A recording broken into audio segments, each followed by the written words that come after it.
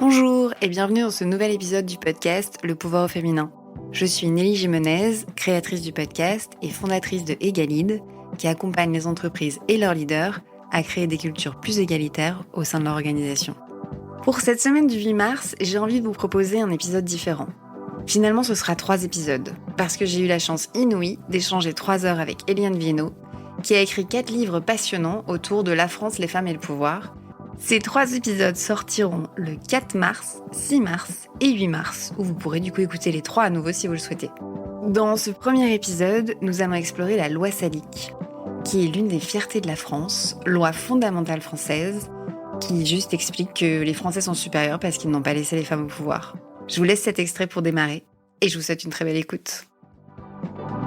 Oui, alors le mythe de la loi Salic lui-même, c'est-à-dire l'idée en France, tout seul, en Europe, les autres sont différents, mais nous on est tout seuls et on est les meilleurs, parce qu'on a réussi à écarter les femmes du pouvoir, parce qu'ils disent ça tranquillement, quoi. C'est la preuve de la supériorité de la France, c'est qu'en France on ne tombe pas en quenouille.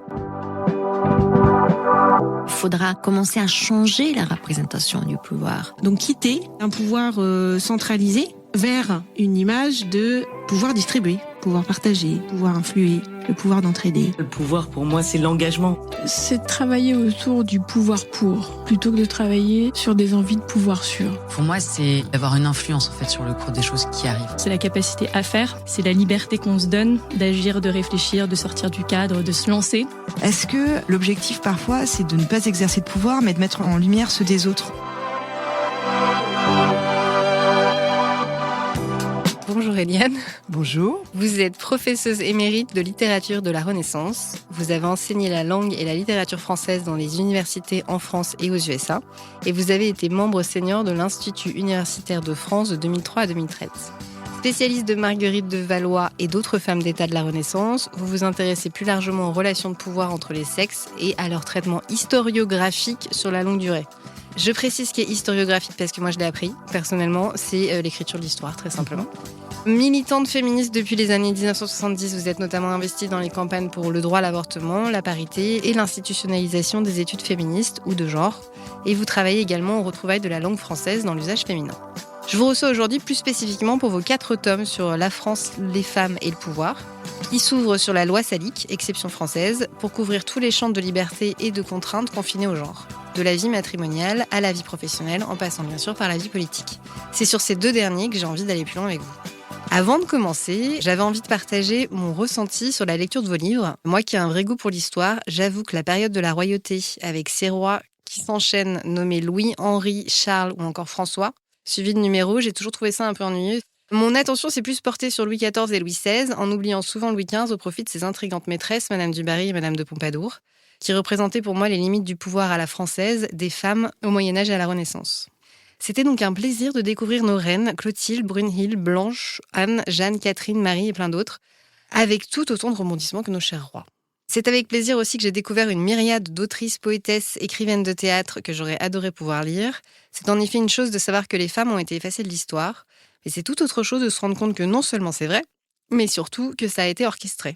Je pense que jusqu'à la lecture de vos livres, j'avais encore cette petite chanson en tête de dire que oui, il y a peu de femmes, mais bon, c'est normal, c'est récemment qu'elles ont pu atteindre l'éducation et l'égalité, donc ça va changer.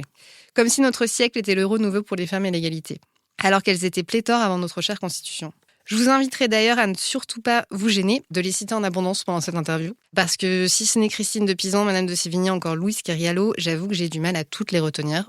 Plusieurs réflexions me sont venues quand j'ai fini de lire les 4 tomes. Déjà, est-ce que le Moyen-Âge ne serait pas finalement tant vilipendé parce que c'était une époque où justement les femmes étaient au pouvoir, contrairement aux Lumières qui est clairement le début de leur chute. Mais surtout, cette fameuse exception française dont nous nous enorgueillons encore aujourd'hui, n'a-t-elle pas fait la loi plus largement dans le monde ?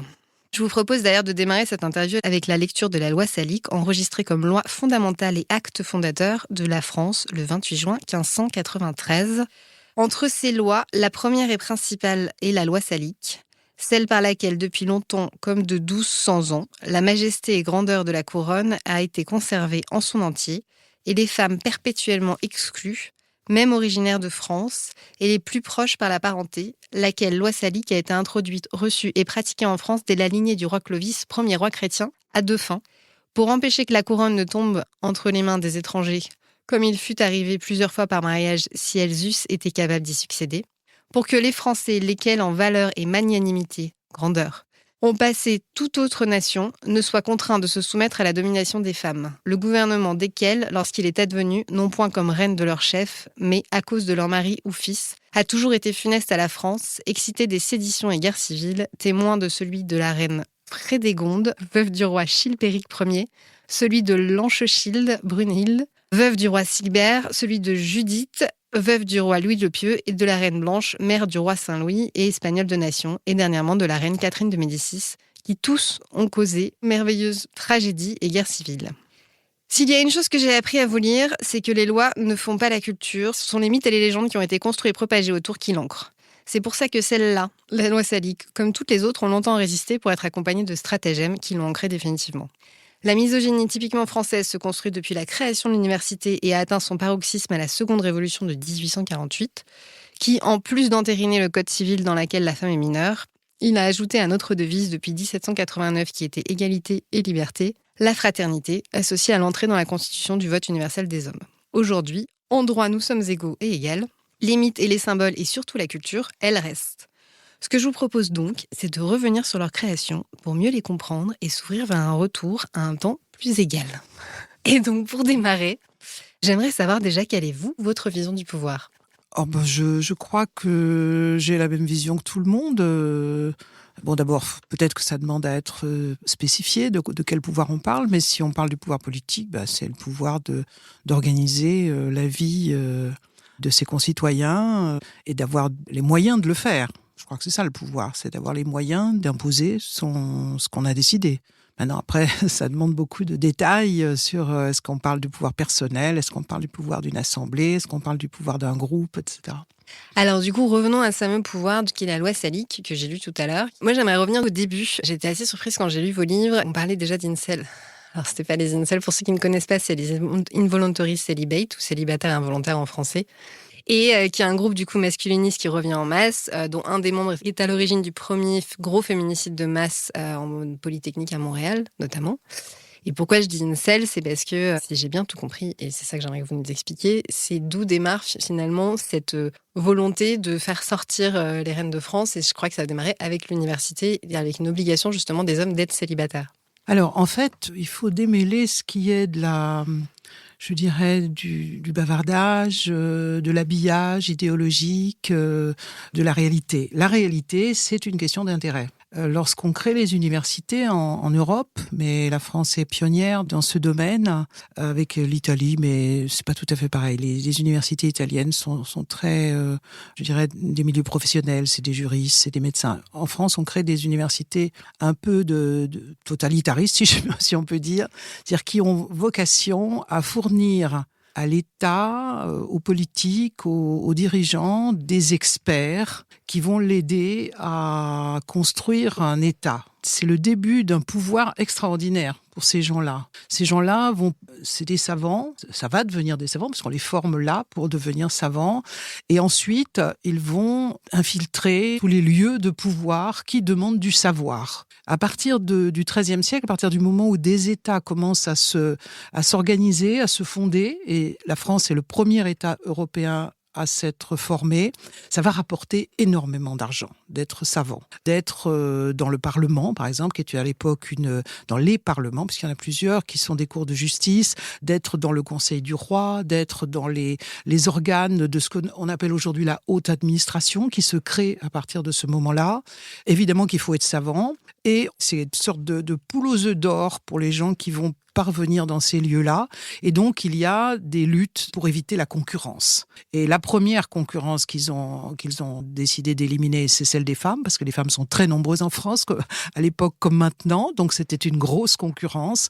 L'autre grosse concurrence, c'est celle des Juifs, qui étaient eux aussi, alors ils étaient beaucoup moins nombreux évidemment que les femmes, mais il y avait une élite parmi les Juifs très capable d'aller à l'université. Ces gens-là ont été mis dehors des universités comme les femmes. En fait, à partir du moment où on crée les universités, où on crée l'université de Paris, puisque c'est vraiment la première, ça prend quelques décennies de mettre en place les rouages qui vont faire que seuls les hommes et les hommes chrétiens vont pouvoir passer les diplômes et vont pouvoir ensuite intégrer ces grands lieux de pouvoir. Évidemment, il y en a d'autres. Il n'y a pas seulement le pouvoir central, ce qu'on appellerait aujourd'hui l'administration centrale, mais les administrations locales, les tribunaux, les universités qui se créent, les collèges, les lycées, etc. Enfin, on ne dit pas encore les lycées, mais c'est à peu près l'équivalent. Donc, c'est d'abord une question d'intérêt. Il faut éliminer la concurrence. Donc, il y a plein de manières d'éliminer le fait de créer les diplômes. D'abord, on crée les diplômes. Ensuite, on fait en sorte qu'on ne puisse arriver dans certains lieux, à certaines charges, que si on a des diplômes universitaires. Ce qui élimine d'emblée, et jusqu'à la fin du XVIIIe siècle pour les Juifs, il n'y aura pas possibilité d'arriver dans des métiers supérieurs qui exigent des diplômes, puisqu'on ne leur donne pas de diplôme. Et pour les femmes, ça va être jusqu'à la fin du XIXe siècle. Donc, c'est d'abord une question d'intérêt. Ensuite, évidemment, il faut justifier cette prise de pouvoir, ce monopole que les hommes chrétiens se taillent sur toute une partie des métiers, des professions, etc. Et l'argent qui va avec. Il faut... Donc là, à côté de ça, à la fois pour justifier et pour sécuriser, il y a des questions de règlement. On fait des règles, on fait des lois, on fait des choses comme ça qui permettent de dire que c'est interdit. Et d'autre part, il y a des discours qui sont produits en masse pour délégitimer les gens qui, a priori, devraient pouvoir faire la même chose que vous. Parce que tout le monde sait bien que les femmes sont, enfin, en général, pas toutes les femmes, mais que pas mal de femmes sont aussi intelligentes que certains hommes. Parce qu'avant la création de ces universités, elles étaient accessibles à tout le monde. Alors, on n'avait pas un monde égalitaire avant la fin du Moyen-Âge, bien entendu. On ne sait pas ce que c'est qu'un monde égalitaire d'un point de vue historique. Mais il y avait des possibilités. Il y avait des femmes qui par exemple, à l'époque, on dit, on reviendra sûrement sur ces questions de vocabulaire, une femme qui soigne, c'est une médecine. Voilà. Les hommes, c'est un mire, une miresse, on dit. Au temps de Rabelais, on dit un médecin, une médecine, jusqu'au XVIIe siècle. Voilà, il y a des femmes qui soignent. Mais après, on va se moquer d'elles ou on va dire que il faut pas utiliser ce mot parce qu'elles ne peuvent pas avoir les diplômes. Donc avant, il y a une plus grande liberté, il y a de plus grandes possibilités pour les femmes de faire plein de choses dans le domaine du savoir, il y a beaucoup de savantes dans les monastères féminins, par exemple, autour des grandes dames, il y avait des savantes, il y avait des femmes qui travaillaient, qui étaient des maîtresses, ce qu'on appelle les maîtresses, comme les maîtres dans les métiers, donc qui pouvaient embaucher des apprentis, les former, etc. Et tout ça va peu à peu disparaître parce que les hommes qui ont pris le pouvoir vont non seulement s'infiltrer dans les bonnes places, on va dire, mais ils vont changer les règles et notamment changer le droit.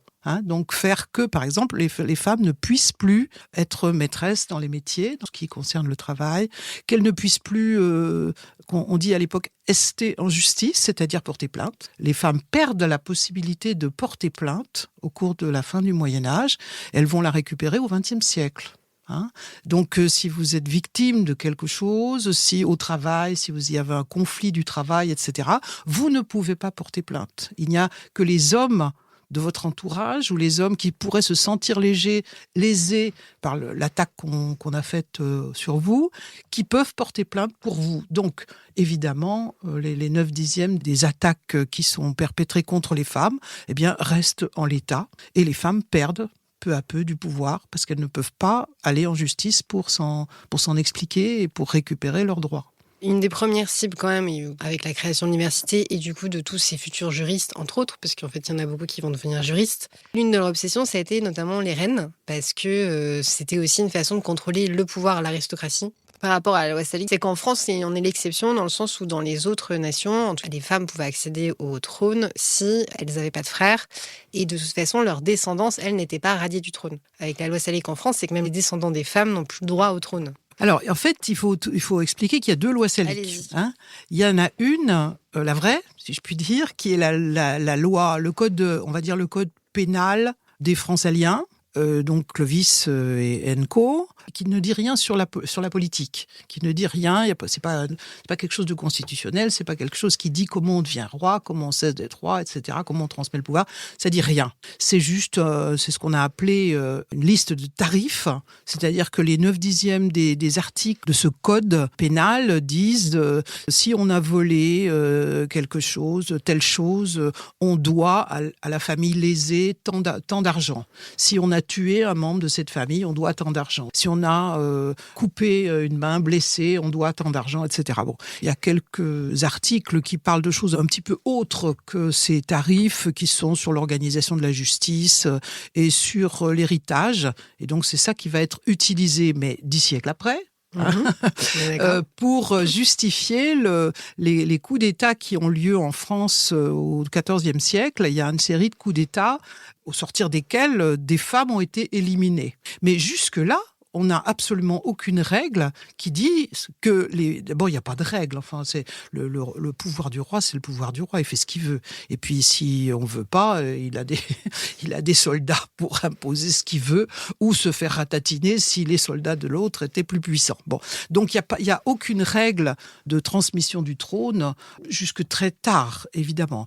Dans le premier millénaire, on a non seulement des femmes qui dirigent le pays, souvent en position de ce qu'on appellera des régentes, mais le mot n'existe pas encore parce qu'elles ont tous les pouvoirs à partir du moment où le roi est mort. Donc c'est la Regina. Voilà, la Regina a décidé ça, point barre. Donc il y a des femmes qui gouvernent et il y a aussi des héritières. Des héritières soit de sous-royaume, soit de royaume. Il y a quelques héritières qui ne posent pas de problème parce que ça se passe dans toute l'Europe.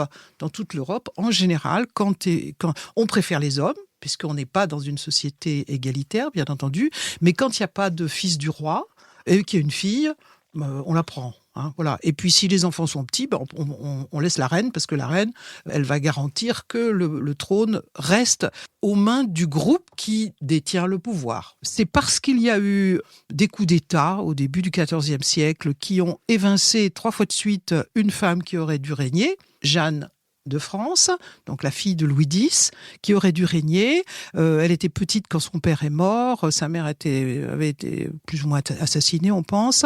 Donc elle était en mauvaise posture, mais elle avait quand même de la famille qui n'était pas d'accord pour qu'elle soit éliminée. Donc elle a été éliminée par un premier oncle, par un deuxième oncle, puis par un cousin.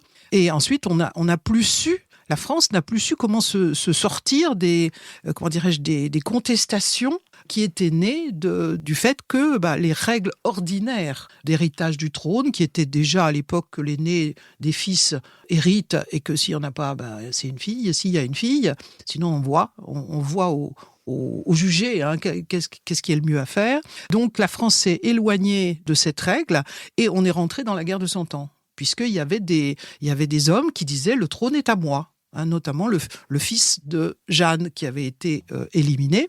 Et Jeanne de France, pour lui, elle a eu un lot de consolation, comme on lui a volé son trône, on l'a installée sur le trône de Navarre, qui venait juste de rentrer dans les possessions françaises. Donc la Navarre est ressortie des possessions françaises, Jeanne est devenue reine de Navarre. Et son fils a dit, mais attendez, moi je suis bien content d'être roi de Navarre, mais d'abord je dois être roi de France, puisque c'est moi mon grand-père était roi de France, il n'y a aucune raison que je sois éliminé. Donc lui, il est rentré en guerre, il s'appelle Charles, alors l'historiographie va l'appeler Charles le Mauvais, puisqu'évidemment, il a porté la contestation, et puis il a un cousin anglais qui dit « moi, je devrais passer avant ceux qui ont piqué le pouvoir ». Parce que je suis plus proche du dernier roi mort. Donc, c'est parce que la France est rentrée dans cette guerre, on l'appelle guerre de 100 ans, mais en fait, elle a duré un petit peu plus que 100 ans. La clergie, c'est-à-dire les savants qui sont autour du pouvoir, essayent de trouver des justifications.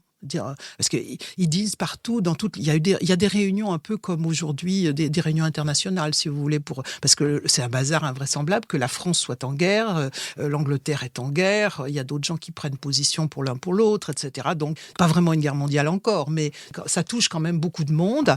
Et donc, il y a des réunions pour essayer de voir comment on peut résoudre le problème. Et les Français disent, mais chez nous, c'est une vieille coutume.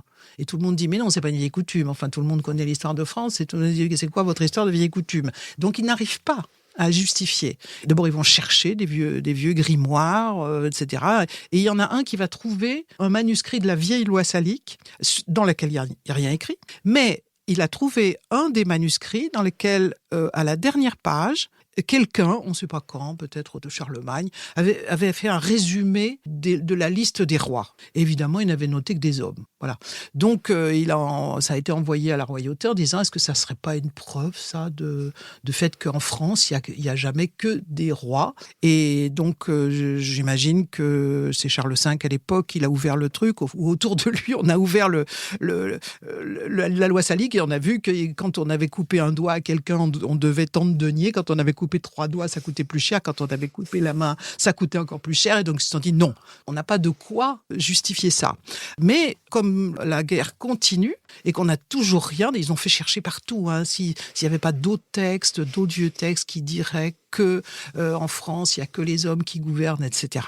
Et ils ont fait un faux. Il y en a un qui a fait un faux. Et ils ont bien lu la loi salique. Ils ont trouvé dans un des articles qui parlait de l'héritage des terres, pas d'autre chose, des terres.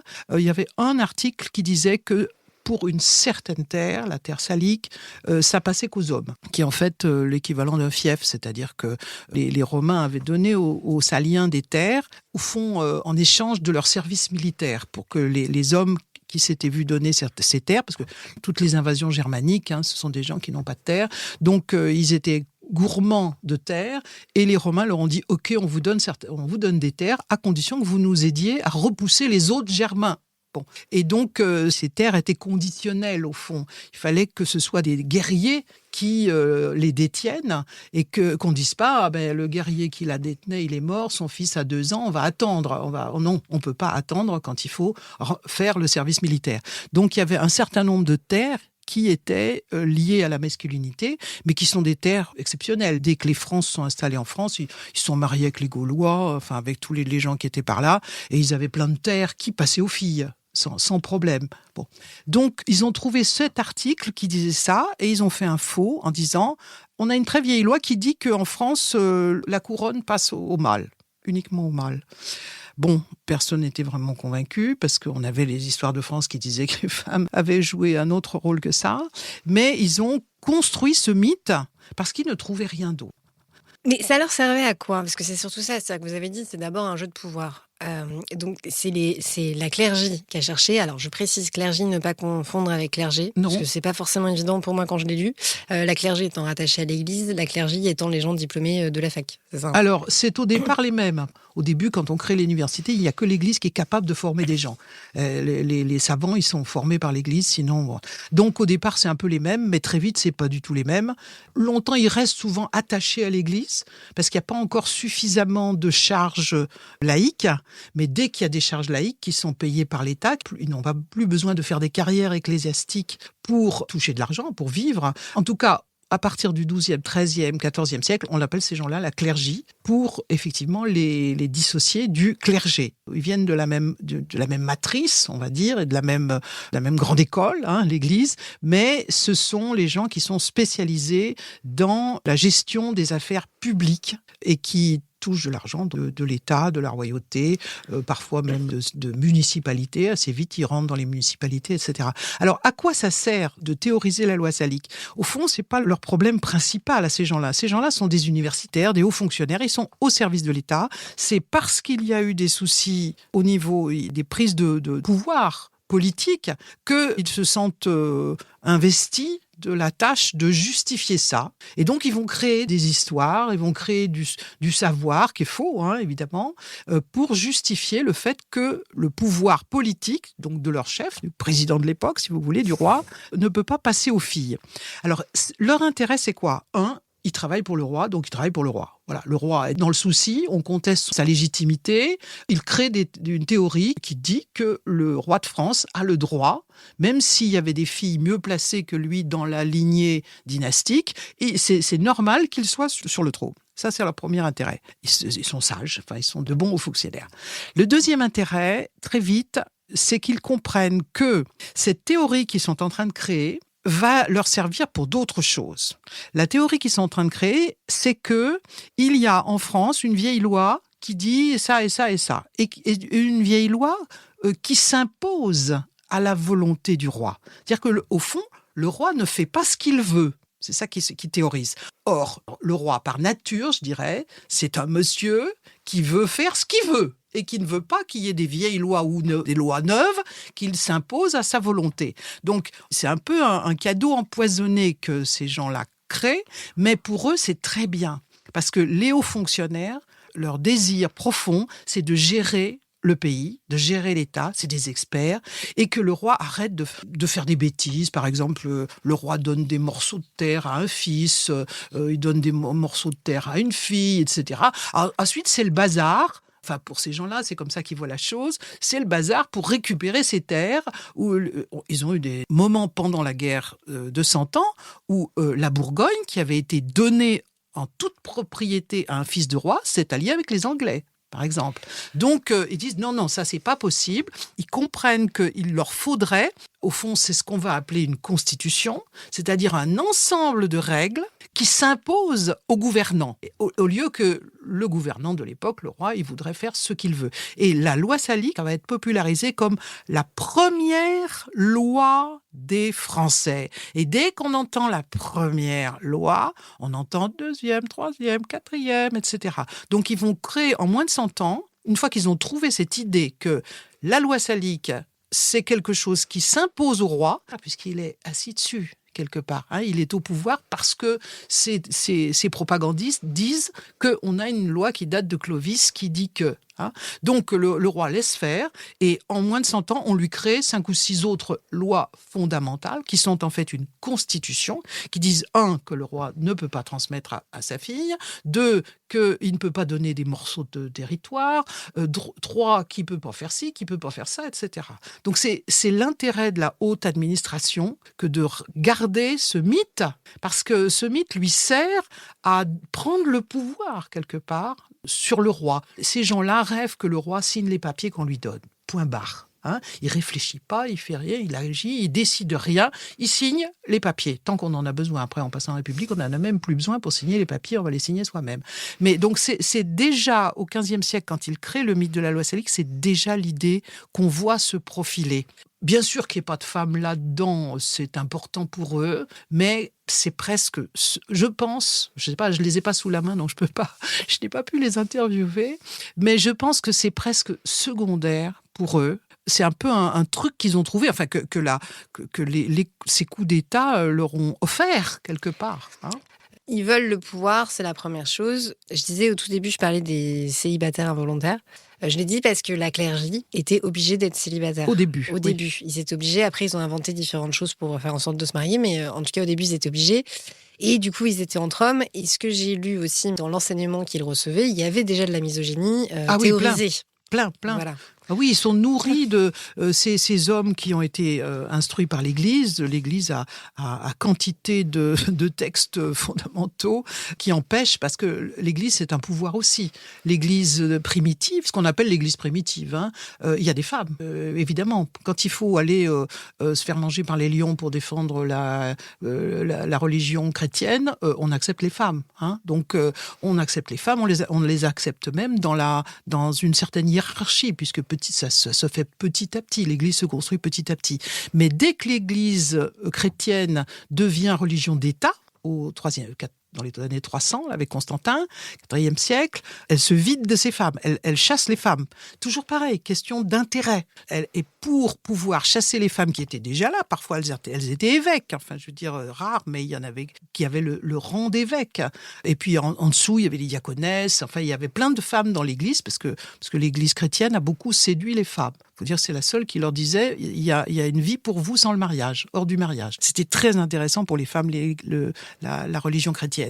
Donc, ils ont chassé les femmes et ils ont produit quantité de textes misogynes depuis 4e, 5e siècle, etc., etc. Donc, l'Église, c'est un réservoir de textes misogynes. Et donc, tous les hommes qui sont passés par là ont reçu ces enseignements-là, ces enseignements misogynes que se transmettaient les pères de l'Église, on va dire. Et puis ensuite, on a rajouté une couche qui est la couche aristotélicienne, puisque ça, c'est le côté laïque de l'enseignement des clercs. Et Aristote, c'est épouvantable aussi. aussi pour l'égalité des sexes. Donc oui, ils ont une tête qui est farcie de références et d'idéologies misogynes. Mais je pense que l'histoire d'avoir créé une règle de transmission du trône, c'est pas vraiment leur sujet. Ils ont utilisé une misogynie qui était bien développée, que eux-mêmes n'arrêtaient pas de diffuser. Mais je pense que leur intérêt premier, c'est celui de la haute administration, c'est-à-dire de gérer entre experts, sans qu'il y ait des gens qui viennent nous embêter, notamment le roi. C'est pour ça que je voulais remettre le contexte, c'est que oui, ok, leur volonté première, c'est le pouvoir. Le pouvoir, c'est le roi et la reine. Plus à l'époque, en tout cas, elle avait plus de pouvoir qu'elle n'en a eu après. Par la suite, là, vous l'avez dit, ils ont été nourris. Donc, ils ont nourri le peuple de misogynie. Et c'est là où c'est intéressant, c'est ce que je disais tout à l'heure en introduction, c'est que les lois ne font pas forcément la culture. C'est-à-dire que cette fameuse loi salique qui a été inventée de toutes pièces et qui a servi à un moment donné, au début de la guerre de 100 ans, pour que l'oncle de Jeanne de Navarre, du coup, récupère le trône, elle a ensuite plus forcément eu lieu d'être, et surtout ils se sont rendus compte après que les rois ont toujours fait en sorte que leurs filles, leurs cousines, leurs sœurs récupèrent des choses ou sont mariées avec les bons partis. En tout cas, elles n'ont pas été délaissées et elles ont eu beaucoup de poids dans l'épée et elles ont aussi beaucoup de poids entre elles, c'est-à-dire qu'elles se soutenaient. Et il y avait quand même un très gros réseau pas forcément de reines, mais en tout cas de femmes féminins qui soutenaient la royauté. Alors, il y a une erreur qu'il faut rectifier, c'est que quand se fait la spoliation de Jeanne de France, on n'a pas encore l'idée de la loi salique. Personne ne l'a encore inventée. Okay. Ça se fait, c'est un coup de force simple, on va dire. C'est simple. Elle a 6 ans, voilà, elle a un oncle qui a 40 ans, qui s'assoit sur le trône, etc., etc. Ça se fait sans justification. La recherche de justification va commencer 15 ou 20 ans plus tard, quand l'Angleterre et la Navarre rentrent en guerre pour récupérer le trône de France. Jusque-là, bon, voilà, c'est des hommes qui ont le pouvoir, ils font ce qu'ils veulent, enfin, je veux dire. Donc, c'est seulement après qu'on va chercher, parce qu'on est vraiment rentré dans une grosse catastrophe qui est la guerre de 100 ans, qu'on va chercher des justifications. Et le début du récit qu'on met en place sur « Ah, mais on a une vieille loi qui », c'est quasiment 100 ans après les prises du pouvoir. Okay. N'est-ce pas ? Ça, c'est la première chose. La deuxième chose, c'est que à partir du moment où la paix est revenue, les Anglais sont partis, les Navarrais ne demandent plus rien, les Valois, donc puisque c'est les Valois qui ont attrapé le pouvoir, les cousins sont assis sur le trône de France. Tous ces gens-là, tous les gens qui sont au pouvoir, vivent sur cette histoire fausse qu'on a inventée pour justifier leur pouvoir. Il y a l'invention de l'imprimerie qui arrive là-dessus. Donc, France, l'imprimerie, c'est 1475 à peu près. Donc, on réécrit les histoires de France à partir de là et on met le récit inventé de la loi salique dans ces nouvelles histoires de France qui, contrairement aux anciennes, sont diffusées à des milliers d'exemplaires. Parce que l'imprimerie, ça permet de diffuser à des milliers d'exemplaires, alors qu'avant, les livres, il fallait les écrire à la main. Donc, on réécrit l'histoire, on installe la loi salique, tout le monde se met à connaître ce mythe et très peu de gens le contestent, même ceux qui savent que c'est faux. Parce que sinon, on a eu 100 ans de guerre, les gens se disent, mais si on explique que c'est un faux, enfin les gens raisonnables qui connaissent l'histoire de France, il y en a plein à l'époque, se disent, mais bon, on va pas remettre du trouble là-dedans, remettre de la guerre, on peut pas. Donc on se tait. Et les dirigeants font partie des gens qui se taisent. Le roi sait que c'est faux, bien entendu, mais il va pas le dire, puisque son pouvoir en dépend. Et la famille royale, y compris toutes les filles, les sœurs, les mères, les épouses, etc., les cousines, elles aussi, elles sont au pouvoir parce qu'il y a un faux qui a été fait un jour. Mais on ne va pas le dire.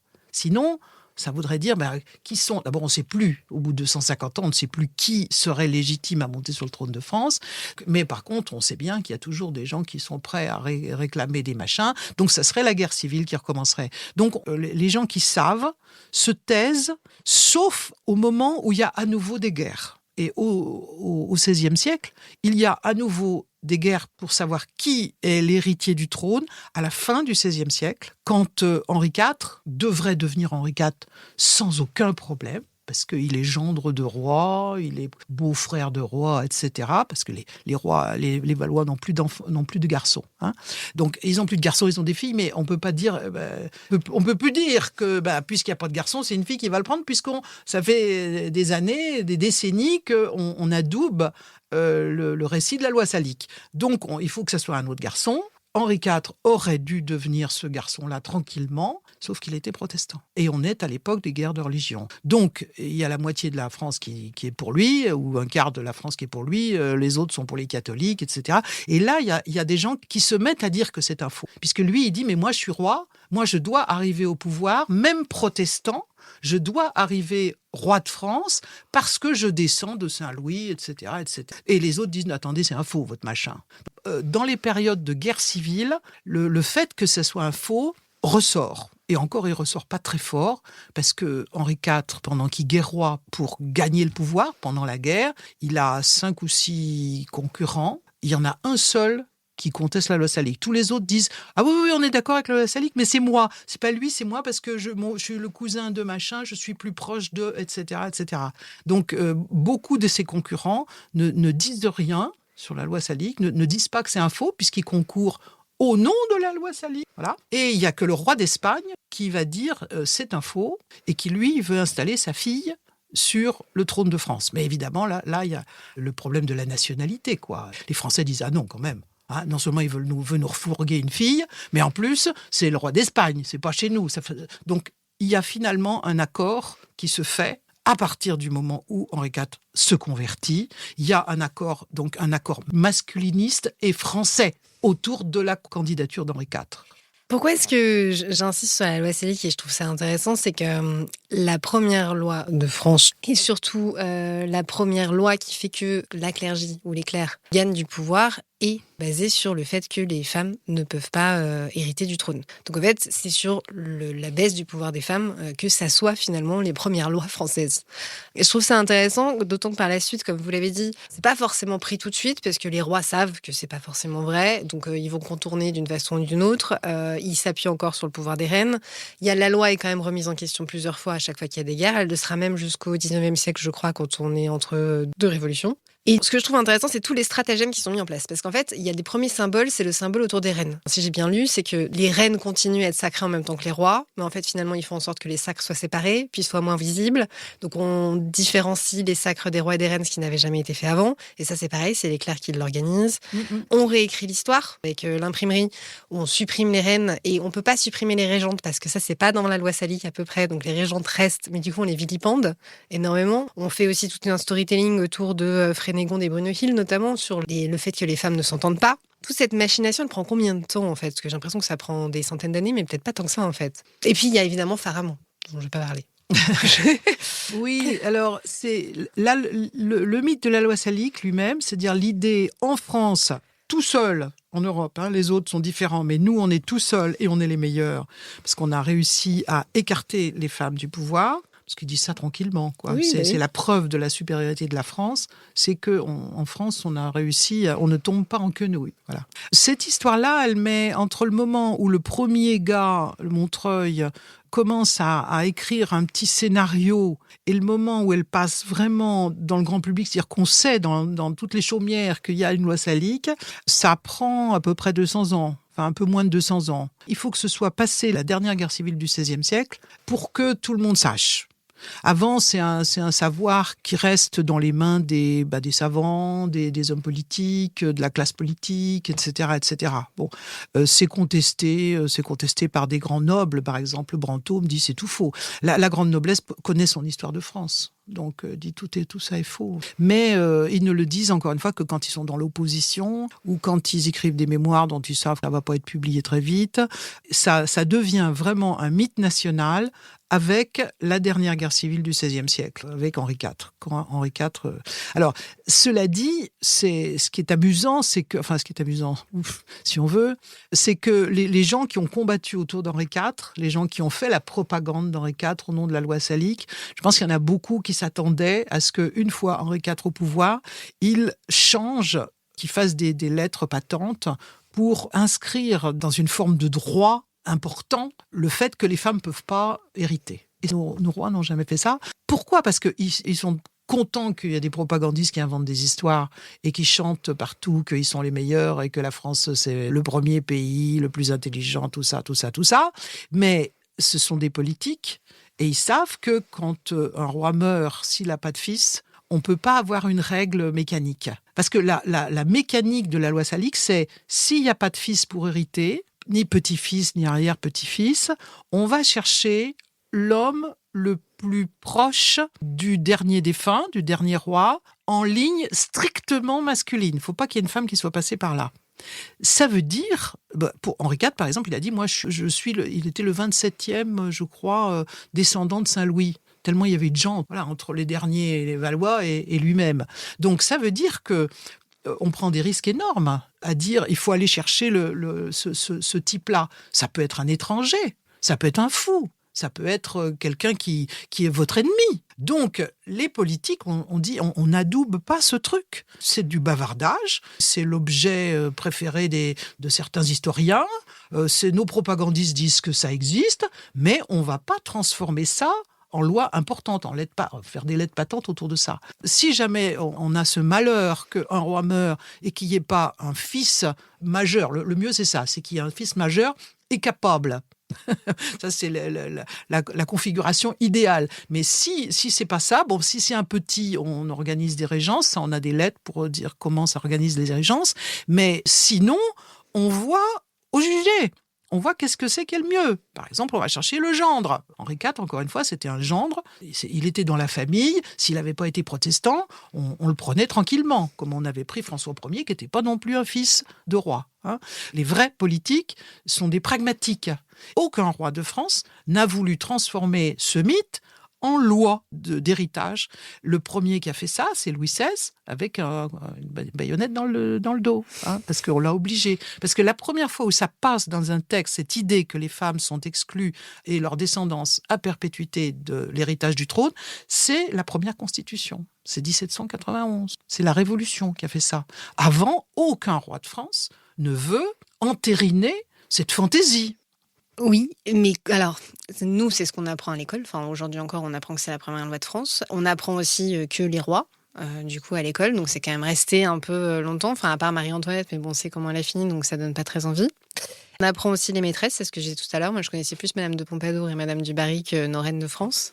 Mais par contre, on n'apprend pas tout ce qui se passe. C'est-à-dire qu'il y a un moment, donc vous dites que ça fait 200 ans pour rentrer à peu près dans l'histoire, donc la loi salique, mais du coup, dans ces 200 années-là, c'est aussi tout le moment où on a commencé à dénigrer les femmes et à commencer à leur donner plein de caractéristiques, notamment nos reines et les régentes, de montrer comme elles n'étaient pas faites pour gouverner et commencer à créer un peu cette histoire qui dit que les femmes ne sont pas faites pour gouverner. Il y a une phrase que j'aime beaucoup qui dit « On est bien obligé de souffrir les femmes à l'Assemblée pour qu'elles amènent la paix comme elles ont pu amener la guerre ». C'est à peu près ça la phrase, c'est pas la phrase exacte, mais en gros, ils font encore avec parce qu'apparemment elles amènent un peu la paix, mais en même temps c'est elles qui amènent la guerre. Enfin, ils commencent à donner un peu cette idée que les femmes créent la guerre et en même temps elles sont là aussi pour. Enfin, ça les arrange bien quand elles ramènent la paix parce qu'elles ramènent quand même pas mal de fois la paix, notamment par entraide entre elles. Tout ceci étant dit, il y a beaucoup de choses qui se passent. Et en parallèle de ça, et moi j'ai un peu de mal avec l'histoire là-dessus, il y a toute la chasse aux sorcières aussi qui commence là sur le terrain, qui vient là de l'église, qui est validée par les juges qui sont laïcs, pas par la cour d'appel, si j'ai bien compris à Paris majoritairement, mais en tout cas tous les endroits où c'est les juges locaux qui décident. Du coup, il y a une énorme chasse aux sorcières en France. Comment elle se déclare en fait ? Enfin, j'ai du mal à voir le lien, j'ai l'impression que les reines sont d'un côté à essayer de sauver leur pouvoir et de l'autre côté, les femmes sont pourchassées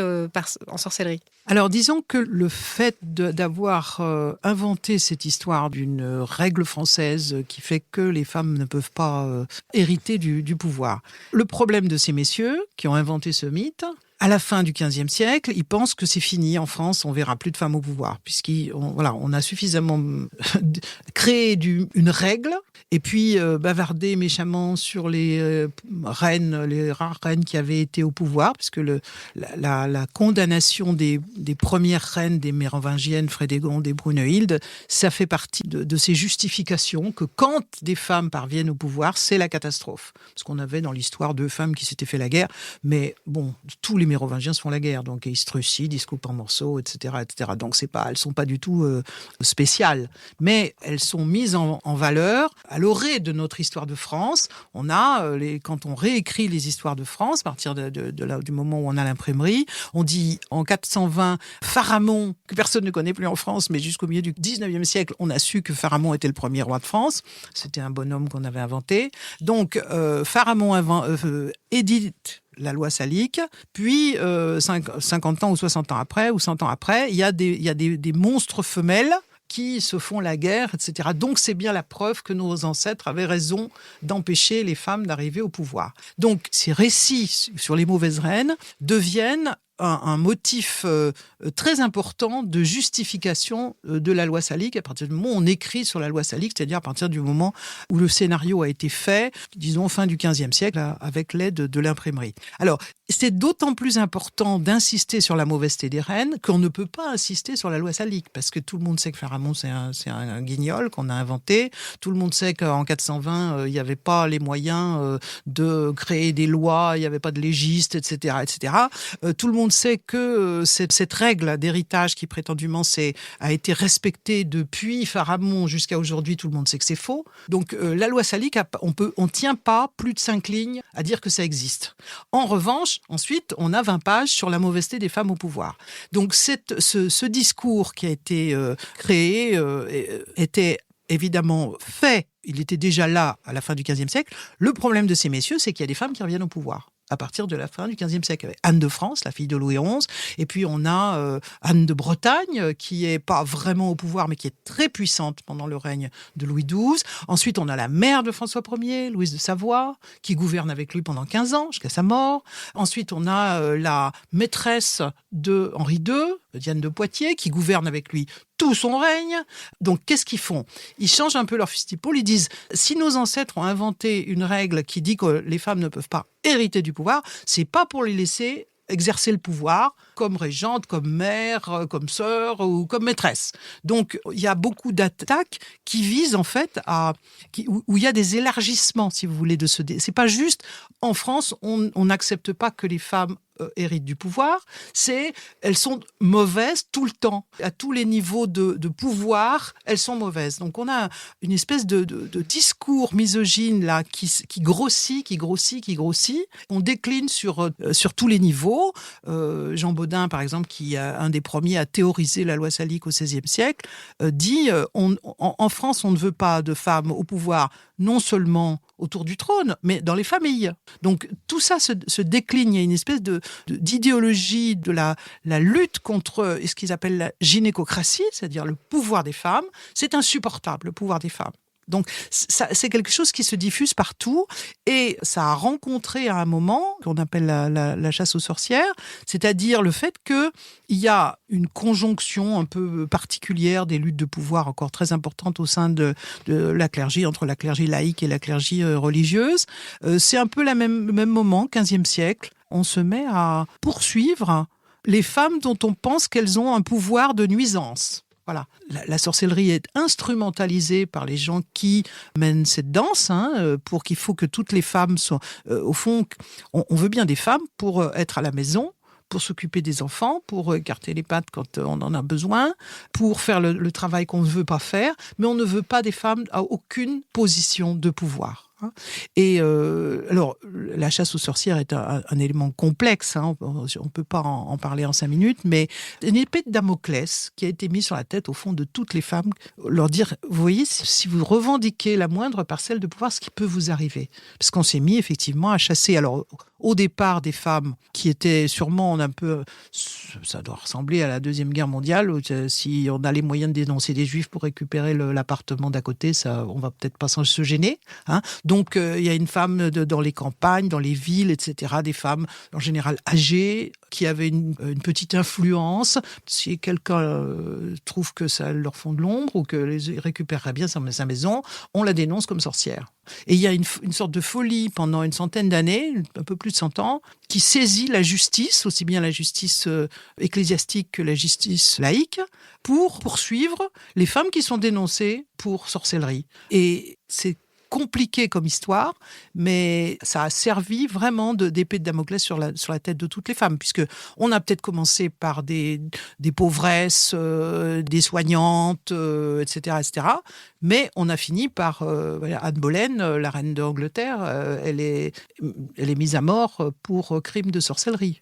À droit de Marie de Médicis, au début du XVIIe siècle, Léonora Galigai, elle est tuée comme sorcière. C'était une manière, là aussi, quand ils ont découvert ce truc, c'était assez formidable. Bon, ça s'est arrêté parce qu'on avait écrit beaucoup de choses sur comment questionner les sorcières, quoi leur faire dire, et que évidemment elles étaient soumises à la torture. et que sous la torture, les gens disent n'importe quoi. Donc, on avait des dénonciations de la femme du maire, de la comtesse machin, etc. Donc, les pouvoirs ont fini par dire non mais arrêtez ça. Et il y a évidemment, c'est complexe parce qu'il y a des luttes sourdes entre la haute clergie juridique et la basse clergie. Par exemple, il y a beaucoup de femmes qui sont condamnées localement, qui, si elles font appel, sont libérées. On appelle parce que c'est d'autres juridictions, ce sont des gens plus savants qui vont pas s'occuper des petites superstitions qui peuvent exister, etc., etc. Donc, à partir des années 30 du XVIIe siècle, la chasse aux sorcières s'arrête. Mais vraiment, il faut voir que la chasse aux sorcières n'est pas un fait médiéval, c'est un fait renaissant. Ça commence fin 14e, comme la Renaissance, 15e, 16e, et c'est vraiment le moment d'une grande transformation en Europe en général et notamment en France, de transfert de pouvoir. À la fois, les femmes continuent à perdre du pouvoir. La noblesse aussi commence à perdre beaucoup de pouvoir par rapport à la haute clergie. Des petits nobliaux de tel et tel coin perdent leur pouvoir. Donc la chasse aux sorcières fait partie des transferts de pouvoir très importants de la modernité, de l'âge moderne. Pas du tout médiéval, hein, c'est moderne. J'espère que cet épisode un peu différenciant vous a plu. Je vous laisse partager sur les réseaux ou en commentaire ce qui vous a particulièrement marqué. Et je vous donne rendez-vous pour le prochain épisode, le 6 mars. À bientôt!